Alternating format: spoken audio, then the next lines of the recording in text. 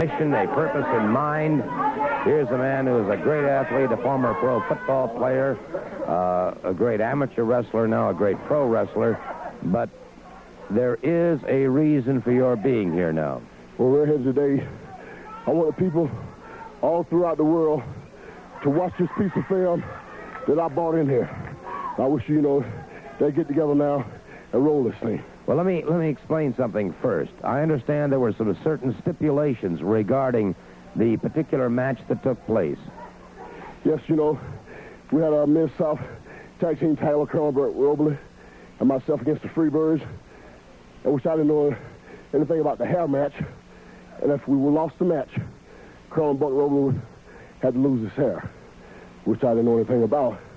And during this time, our dressing room got ramshacked, and we had an article that was missing out of there, which we couldn't find, and later on, it was brought up.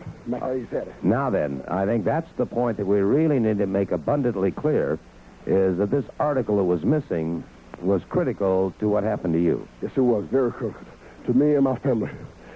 Hayes, Gordon, and anybody else in this area that want to sign their name on a contract, but I'm pointing this particularly to you. Anywhere throughout the world. Oh! I'm ready, Daddy. 285 beautiful pounds. Let me tell you something, Mrs. Hayes. You cost me something. You cost Dog not to be able to see his baby girl when she was born. You cost me 3.5 months laid up into darkness. And now, Hayes, I'm on your trail. I smell you, Hayes. I smell you. And I know he's here. Well, there's no question about the fact that he's here, and the fact is this was a hairspray or a hair cream that was, well, the only thing I can say is illegally used. There's no question about it. We had the thing analyzed, and the guy said it was a mixture between hair remover that women use on their arms, I guess Mrs. Hayes used on her legs, and that magic shaving powder. Yeah, a depilatory, if you will. And so I'll tell you what, let's take a look right now. Let's journey to New Orleans and see exactly what the Junkyard Dog is talking about. Well, it's a sold-out capacity crowd at the Superdome there in New Orleans. It was Colonel Buck Robley and myself against Michelle Hayes, Terry Gorder, and Buddy Roberts. And see, this is the thing I'm talking about. That container there, it belongs to Paul Orndorff. Now, our dressing room ramshack. A lot of guys go over and exercise, get themselves loosened up before a match. And Paul Orndorff couldn't find this thing, so we thought somebody had, he had misplaced and left at home, which was a hair remover that he was using against Ken Mantello in the previous match that was taken out of his bag. And I don't know to this day how Hayes got a hold to it. Well, obviously, of course, this is the very thing that eventually cost you your sight for a period of time. Within 11.5 weeks. See right here, we had the match pretty well on the hand. Colonel Buck Robley is a man with a lot of tactics. He's been teaching me a lot of things. And we had everything going our way. He's the other one big boy now. You can't take that from the guy. He's a tough and rugged young kid. And right down Colonel Buck Robley got the sleeper hold on him there. And I feel right there we had the match. So everything was going our way. All right, at this point in time, it did look like things were going well for you. However, with a combination of Terry Gordy, Buddy Roberts, and Michael Hayes against just the two of you, those odds then took their 10. Yeah, but we was used to this type stuff, 3 against 2, because I had the power and the brain power, and I had the strength. Colonel Buck Robley was the man that taught me all the different tactics and stuff, and we put this thing together, and we had ourselves one hell of a team. Well, obviously, that's very true because it was written up nationwide, the combination of the Junkyard Dog and Colonel Buck Robley, and I think we're seeing tremendous ample evidence now of the type of combinations. A beautiful Russian leg sweep by the Junkyard Dog, which certainly indicates once again the tremendous capabilities of this man. Here's a dangerous posture. All implied in the match. I thought we had lost the belt. He had Colonel Buck Robley's pin there. But you see there, he pulls him up. He's been taking it 3 times, he pulls him up. He's trying to injure the man. Which, at first, this whole thing got started. Michael Hayes got power drive outside the ring, jammed up his neck. He threatened Colonel, said some way, somehow, he was going to get even. But I didn't never think he was going to come to nothing like this.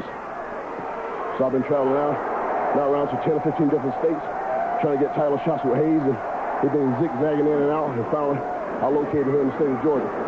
So that's why I came over. There's that excellent right hand working extremely effectively against Terry Gordy. A beautiful body slam here, power slam. It shows all over right here. That's a thumper. There you go again. You got Buddy Roberts jumping off the top rope.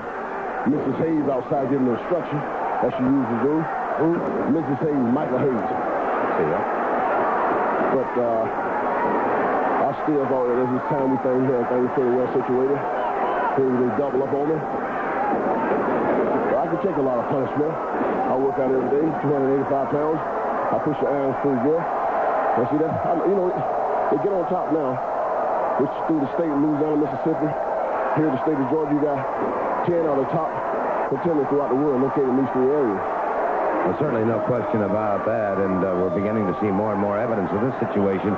Now that they've tired of the 2-on-1 situation, you duck under, catch him with a beautiful right hook, and make your tag, and Robley starts to move into the ring. Well, Robley's a very, very scientific type wrestler. But he got a lot of rough movement and stuff about him.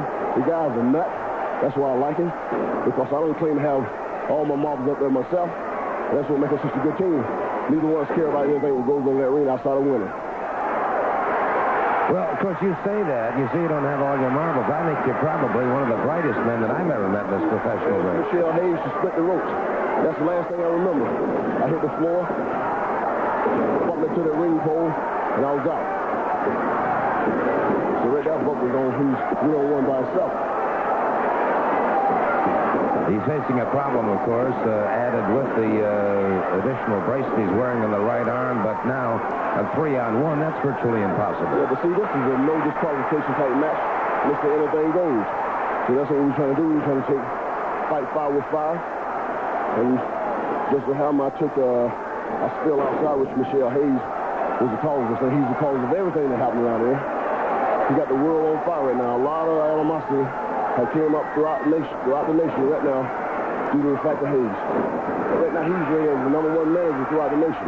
And I think he's proud of that. See, he started off the top, talking about where we brought him in. I'm still outside out.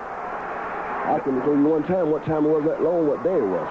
Well, that was the point that I just wanted to make, too, is that in this point in time, you are still outside the ring in rather dire straits, and now Buck Robley, the 3-on-2, 3-on-1 situation is beginning to take its toll. You know, with that clothesline and that, you would take the win on anybody, and they had to got beat. But see, here's that container there, which I didn't know anything about it. Later on, I asked the referee about it. I called and asked President Freddie Miller about it.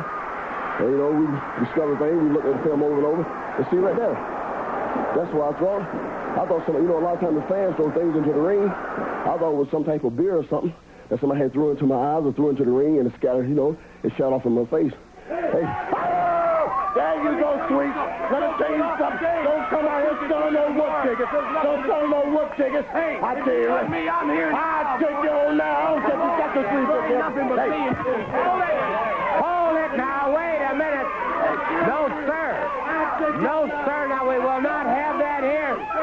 No, sir. We'll be back.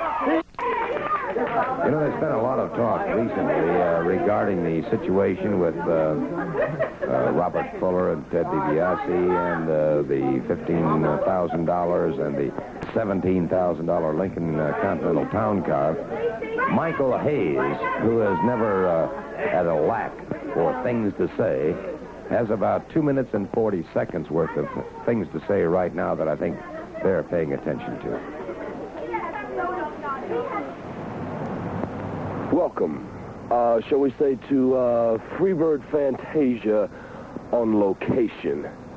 Now, I guess the first thing in everybody's mind right now is they're wondering where the other, shall we say, 2/3 of the fabulous Freebirds. Well, Buddy and Terry really felt that they had better things to do today than share part of their day with you, the viewing audience, and I couldn't agree more, but I thought I'd take it upon myself to come down and remind especially you, Robert Fuller and Ted DiBiase, about this nice Lincoln Continental that we now own. You know something? Wrestling wrestling is really funny. I mean, I think wrestlers are made up of egomaniacs, such as yourself, Robert Fuller. I think this is the whole reason why you've lost your car. If we could just, shall we say, regress and try to take a little stroll down memory lane, remember how this all started. You came into Georgia with a partner who you thought would, well, first of all, you could hide behind because he's big as a house, and everybody knows we're talking about the big fat Stan Frazier, and thought somebody that would bring you automatically up to prominence in the national wrestling scene, because Georgia Championship Wrestling is the premier wrestling group across the country. And nevertheless, you and Frazier proved to be no caliber of a team against the Freebirds. But yet you